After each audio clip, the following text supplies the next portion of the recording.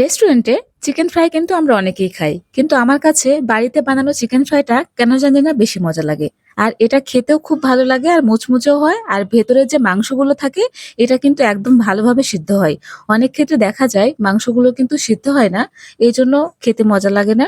তো আজকে আমি বানিয়েছি ঘরে বসে চিকেন ফ্রাই বানানোর জন্য আপনাকে প্রথমে চিকেনের মধ্যে একটুখানি লেবুর রস দিতে হবে, আর এটাকে কিছুক্ষণ রেস্টে দিতে হবে। তারপরে এর মধ্যে আপনি দিয়ে দিবেন একে একে সব মশলা। মশলার মধ্যে দিয়েছি আমি আদা বাটা, রসুন বাটা, দিয়েছি গোলমরিচ, একটু লবণ, একটু হলুদ, সয়া সস, টমেটো সস। আর কোনো কিছু এখানে দেওয়ার দরকার নেই। এবারে এটাকে খুব সুন্দর করে মাখিয়ে রেস্টে রেখে দিতে হবে ০.৫ ঘন্টা থেকে ৪০ মিনিট। এটা কিন্তু যত বেশি সুন্দর করে মাখাবেন আপনার চিকেনটা কিন্তু তত বেশি খেতে মজা লাগবে। লবণটা কিন্তু অবশ্যই সামান্য দিতে হবে। এক লবণের পরিমাণ ভালো করে দিয়ে দিতে হবে। এবারে আরেকটা বাটিতে আমি নিয়ে নিয়েছি একটা ডিম। এই ডিমটাকে আমি একদম চামচের মাধ্যমে খুব ভালো করে ফেটিয়ে নেব। তারপরে এখানে দিয়ে দিব কিছুটা পরিমাণে মিল্ক। এটা কিন্তু খুব সামান্য দিতে হবে, কারণ আমার চিকেনের পরিমাণটা অনেক কম। এতটুকু যে আমি নিয়েছি এখান থেকে অনেকটা বেঁচে যাবে। তারপরে আমি একটা প্লেটের ওপর নিয়ে নিলাম একটুখানি চালের গুঁড়ো, ময়দা আর সামান্য একটু কর্নফ্লাওয়ার।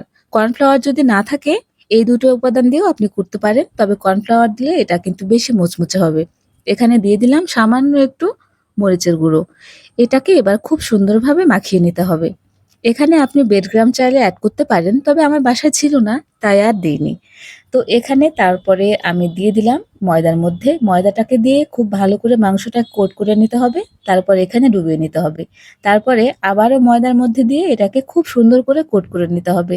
এটা কিন্তু হাত দিয়ে চেপে চেপে করতে হবে, তাহলে কিন্তু চিকেন ফ্রাইটা খুব বেশি মুচমুচে আর সুস্বাদু হবে।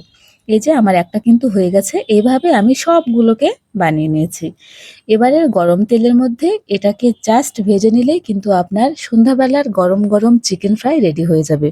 এটা খেতে যেমন সুস্বাদু এবং এটা স্বাস্থ্যকরও। এই তেলটা দেখছেন, এখানে আমি আরেকটা আগে ভেজে নিয়েছিলাম, তাই হয়তো তেলের কালারটা এমন লাগছে। আর একটা ভেজে আমি দেখেছি তেলটা গরম হয়েছে কিনা, আর পরবর্তীতে আমি এগুলো সব একসাথে দিয়ে দিয়েছি। এটা ভাজতে হবে খুবই লো হিটে। আমি ১৮০০ দিয়ে ভাজছি, তবে এটাকে আমি কমিয়ে ১০০০ এ নিয়ে এসেছিলাম। কিছুটা পরিমাণে অবশ্যই কম হিটে ভাজলে মাংসটা খুব সুন্দর করে সিদ্ধ হয়ে যাবে। তো দেখা যাচ্ছে আমার এক পিঠ উল্টে পাল্টে আমি ভেজে নিয়েছিলাম ১৫ থেকে ২০ মিনিট।